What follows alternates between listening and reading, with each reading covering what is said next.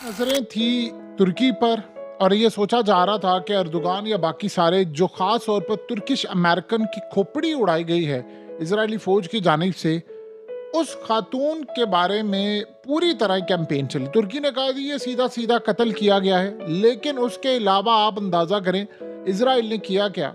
कि सारी सूरत हाल में उनके घर वालों को पता है कि यहाँ से कोई इंसाफ नहीं मिलने वाला और वो शदीद गुस्से में थे। इस सूरत हाल में इसराइल ने किया ये कि उन्होंने किया और वहां पर कुछ इलाकों पर उन्होंने बमबारी की।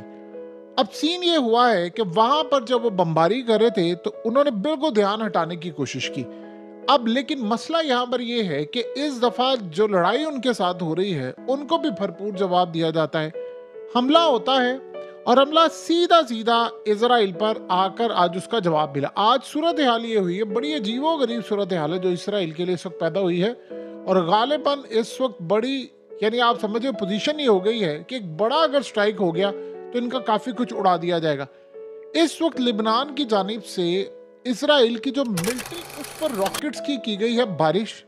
रॉकेट्स मारने के बाद मुकम्मल तौर पर इनका जो खास तौर पर गुलानी ब्रिगेड हेडक्वार्टर है, आपको याद है कि पहले गुलानी ब्रिगेड को पूरी तरह इन्होंने सफाया किया था। उनकी जो इलीट यूनिट है, जिस कमांडोज है, यानी इसराइल के टॉप लेवल के, वो पूरी की पूरी मारी गई है। ये वो लोग थे जिन्होंने दावा किया था कि 12 दिन में आपको पूरे का पूरा गजा, क्या पूरा फलस्तीन फतह करके दिखाएंगे। अब सीन यहाँ पर ये होता है, गुलानी ब्रिगेड हेडक्वार्टर्स पर हमला होता है और इजराइल का मिलिट्री कमांड सेंटर, इसको उड़ा दिया जाता है। आप सोचें, फौज का कमांड एंड सेंटर हो, रॉकेट्स आकर लग रहे हैं और वो रोक ही नहीं पा रहा। अब सूरत हाल बड़ी अजीबो गरीब है कि इस अगर यानी जब वो मारते हैं नुकसान होता है, अगर यहाँ पर आकर उन्होंने बड़ा स्ट्राइक कर दिया, वो वाले रॉकेट्स और मिसाइल इस्तेमाल कर लिए कि जिसका वॉल्यूम नुकसान का बहुत ज्यादा है, तो आप सोचें कि पूरे के पूरे एरिया में ये फैल जाएगा। अब सबसे बढ़कर बात यह है कि इसराइल के मीडिया समेत इंटरनेशनल मीडिया को नॉर्थ की साइड पर जाने की कतई इजाजत नहीं है। वहां पर इतना ज्यादा डैमेज हो चुका है कि सिर्फ अगस्त की बात करें तो कई हजार रॉकेट्स मारे गए हैं और इसराइल का वहां पर इतना नुकसान है कि आज भी वहां पर कई घर तबाह कर दिए गए हैं और वहां ना मीडिया को जाने की इजाजत है, ना वहां के जो रेजिडेंट्स हैं उनको मीडिया से बात करने की इजाजत है।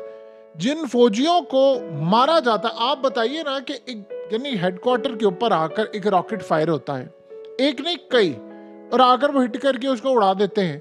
तो आपने कसम खाई हुई है कि पिछले एक साल में आपने 2 ही बयानात देने, या तो ये कहना है कि जी वो रॉकेट जाकर खाली जगह पर गिरा या हेडक्वार्टर में जब भी लगा या जहां पर भी लगा तो उस वक्त हमारे बंदे मौजूद नहीं थे और किसी को नुकसान नहीं हुआ, या आपने कहना है कि जी 2 हमारे जख्मी हुए हैं और वो मामूली थे, अब वो ठीक है, उनका इलाज चला है। ये असल में इसराइल की है रट्टी रटाई स्टेटमेंट। अगर ये स्टेटमेंट वाकई इतनी ट्रू होती तो आपको 3.5 लाख रिजर्व फौज तलब करने की जरूरत ना पड़ती। यहां पर फौजी मारे जाते हैं, उनके जनाजे उठ रहे हैं और उनके घर वाले चीख रहे हैं, लेकिन ये उनको तस्लीम करने को तैयार नहीं है। अब अंदर था, ये बड़ा अहम था यहाँ पर, यानी उनके कमांडोज, इनकी इलीट फोर्स, सारे का सारा उसका हेडक्वार्टर था। यहीं पर प्लानिंग होती है सारी बैठकर, यहीं पर सारी सूरत हाल हम समझी जाती है कि कहां पर हमला करना है, कैसे ऑपरेशन करना है। गुलानी ब्रिगेड का हेडक्वार्टर उन्होंने उड़ा दिया जो इसराइल की इलीट फोर्स थी। और कितना नुकसान हुआ है, जाहिर सी बात है, दूर से उन्होंने जितना कैप्चर कर सकते थे वो तो हमेशा बताते हैं, लेकिन अंदर तक ना मीडिया को जाने की इजाजत होती है ना कोई करने की इजाजत है। लेकिन एक बात तय हो गई है कि इसराइल की फौज का मोराल इतना गिर चुका है, इतना गिर चुका है कि आप सोचें कि इस वक्त हालत ये हो चुकी है कि उनका आर्मी चीफ जाता है कल, और कल जाकर वहां पर नौजवान जो नए भर्ती किए, रिसेंटली पास आउट हुए थे, उनको लेकर गया और उनको कह रहा है कि आपने अब हिजबुल्लाह के साथ लड़ाई करनी है क्योंकि इनकी टॉप लेवल की क़यादत तो मारी गई है। अब वो लड़ाई उनको करवा रहा है, उनके सामने रख रहा है जो ऑलरेडी इतने ताकतवर हैं, और ये जो मुकाबला होने जा रहा है आप उसका अंदाजा लगा सकते हैं कि किस लेवल का मुकाबला है। यानी उनका क्या, जब रिटेलिएशन होगी या जब लेवल होगा वो आप खुद ही अंदाजा लगा सकते हैं कि सूरत हाल क्या है। आप मार दिया तुर्किश एक्टिविस्ट को जो अमेरिकन भी थी। अमेरिका का आपने क्या रिएक्शन देखा, व्हाइट हाउस ने क्या इस पर बात की, उन पर प्रेशर है, लेकिन जब इजराइल की बारी आती है तो ये सारे चुप हो जाते हैं। अब आप सोचें कि इतने ज्यादा जब इनका हेडक्वार्टर उड़ा दिया गया है, चीज़ें तबाह कर दी गई। तो उन्होंने क्या बयान दिया, कहते जी 30 रॉकेट मारे हैं लेबनान ने, जो जाकर इसराइल के ओपन एरियाज में गिरे हैं। नुकसान नहीं हमें हुआ, लेकिन ये तशवीशनाक बात है कि हमारा सिस्टम नाकाम हो गया है। आप अंदाजा करें कि इस वक्त सबसे बढ़कर बात ये है, ये दुनिया को बता नहीं रहे, ये जो इजरायली हैं उन्होंने बताया है कि हमारे बच्चे जो स्कूलों में जा रहे हैं वो खौफ का शिकार है, एंजाइटी का शिकार है। आप दुनिया को ये नहीं बता रहे। यहाँ से आप अंदाज़ा कर लें कि यानी ये 57 इस्लामिक ममालिक जो हैं वो उनकी अहमियत इस वक्त कितनी बढ़ गई है कि अगर इस सारी सूरत हाल में कोई मुकाबला करें, इनसे इनका डिफेंस सिस्टम अब वीक हो गया है, ये रोक नहीं पाते। अभी तक देखिए लेबनान को इस बात का पता है, ये छोटे छोटे, अब आप सोचेंगे ये छोटे छोटे रॉकेट्स मारते हैं या ये थोड़े से मारते जिससे नुकसान इनका होता हो, इसमें कोई दो राय नहीं। जिस दिन उन्होंने को बड़ा बैलिस्टिक मिसाइल मार दिया या उन्होंने को बड़ी रेंज के मिसाइल मार दिया, हाइपरसोनिक मिसाइल मार दिया, ये तो रोक ही नहीं पाएंगे। यानी आप अंदाजा कर लें कितना इनका डिफेंस सिस्टम वीक हो चुका है कि अब इनके हाथ में कोई गेम नहीं रही। अब वो क्यों नहीं मारे, वो इसलिए नहीं मारे, वो जंग नहीं चाहते। ये बड़ी सीधी सी बात है कि वो जंग नहीं चाहते। ईरान ने क्यों नहीं मारा, ईरान भी जंग नहीं चाहता। ये सारे जंग नहीं चाहते, ये असल में रीजन है, वरना वजह और कोई नहीं है। लेकिन एक बात तय हो गई है, इन कम अज कम ये जो जंग के अब 337 दिन है, एक बात तो इसमें तय हो गई है कि इसराइल पर जब जंग छिड़ेगी तो इसका डिफेंस सिस्टम इतना वीक हो चुका हुआ है कि अगर यहाँ पर खतरनाक मिसाइल, तो आप जो मर्जी कर लें इसराइल इसको रोक नहीं पाएगा। सूरत हाल अब ये हो चुकी है कि इसराइल की पोजीशन इस वक्त काफी हद तक सिर्फ और सिर्फ डिपेंड कर रही है अमेरिका के ऊपर। देखिए असल अखाड़ा सजने वाला है अमेरिका में। इसराइल को इस बात की बड़ी परेशानी है कि हमें नहीं पता क्या होने वाला है, क्योंकि वहां की एस्टैब्लिशमेंट ने झुर्लू फेरना है, ट्रंप उनको काबिल कबूल नहीं है और वहां पर खाना जंगी तैयार है। यानी वहां पर जो सूरत हाल है, अवाम सड़कों पर आएगी, अवाम ने छोड़ना नहीं है, उन्होंने कोई रंगबाजी बर्दाश्त नहीं करनी।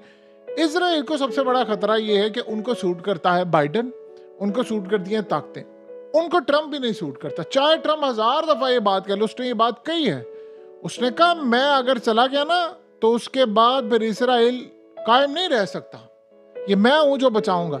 वो असल में क्यों कह रहा है, वो ये कह रहा है कि भाई मैं आऊंगा और बातचीत करूंगा। तो अब जो सूरत हाल इसराइल की पैदा हो रही है, वो काफी इसराइल के लिए प्रॉब्लमेटिक सूरत हाल है कि कोई दुनिया का डिफेंस सिस्टम ऐसा नहीं है जो बचा सके। और सबसे बढ़कर एडवांटेज ये है कि एक एक इंफॉर्मेशन, एक एक डाटा, अब ये जो गुलानी ब्रिगेड वाली साइड, आपको पता है किस साइड पर आती है? यानी ये इसके साथ गुलान, खासतौर पर गुलान की जो पहाड़ियां हैं और दीगर जो एरियाज है, वहां पर भी शदीद इस वक्त रॉकेट मारे गए और वो सारे नाकाम हुए।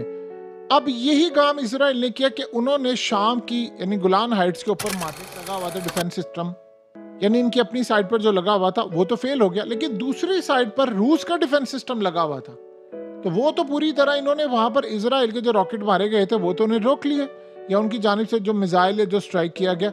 ये बात इसराइल को बड़ी खटक रही है कि हमारा एडवांस मिसाइल सिस्टम फेल है और अमेरिका का जो मिसाइल सिस्टम है वो भी फेल है, और अमेरिका से जो मिसाइल हमें मिल रहे हैं वो वहां पर जाकर हिट कर रहे हैं। सबसे बड़ा इसराइल के लिए मसला ये पैदा हो रहा है कि उसको ये नहीं पता कि इस जंग की सूरत हाल क्या है और क्या मामला होने वाला है। ये सबसे ज्यादा उसको खतरनाक नवंबर जैसे जैसे आ रहा है, खाली इधर नहीं पूरा रीजन इंतजार कर रहा है अमेरिका के इलेक्शन का, और पूरा वर्ल्ड चाह रहा है कि ट्रंप आए और आकर इसको लीड करे, क्योंकि ये तो आएंगे तो इन्होंने तो आगे जंग छेड़नी, लेकिन इसराइल को ट्रंप काबिल कबूल नहीं है, अमेरिका की एस्टैब्लिशमेंट को काबिल कबूल नहीं है। तो अब सूरत हाल ये है कि अगर वो आकर इनको रोकते हैं या मिसाल के तौर पर कहते हैं जी हमने असले की सप्लाई नहीं देनी, तो ये क्या करेंगे? अब मसला सारा ये है कि छोटे छोटे रॉकेट्स अगर इनका लिबनान के उन्होंने ये हशर इनका करना शुरू कर दिया, तो वो जो लॉन्ग रेंज है या वो बैलिस्टिक मिसाइल है उसकी सूरत हाल क्या होगी? आप एक बात को समझे कि इसराइल ने असल में काफ़ी हद तक परेशान है, तो इस बात पर भी परेशान है कि अगर इस जंग के अंदर जो सूरत हाल बढ़ती जा रही है, जैसे उन्होंने कल अमरीकी को मार दिया, उसकी खोपड़ी उड़ा दी है, उस खातून के बारे में अमेरिका के अंदर शदीद गुस्सा पाया जा रहा है, मीडिया को कहा गया कि आपने इस पर डिस्कस नहीं करना। तो ये कुल मिलाकर जो सारी सूरत हाल है ये तो इंडिकेट कर रही है कि अगले कुछ अरसे के अंदर हालात बिल्कुल एक टर्न लेने वाले हैं, जिसमें इसराइल की पोजीशन बहुत ज़्यादा वीक हो जाएगी। इसराइल के पास रोकने के लिए अब कोई डिफेंस सिस्टम बाकी नहीं रहा। अब सोचें कि अभी आपको पता है कि ईरान ने अपने बैलिस्टिक मिसाइल इस वक्त पहुंचा दिए हैं रूस में। अब रूस हमेशा उन मिसाइलों को लेगा जिसने अमेरिका को तबाह करना है, उनके डिफेंस सिस्टम को तबाह करना है। और उन्होंने कहाँ से ये चीज़ देखी?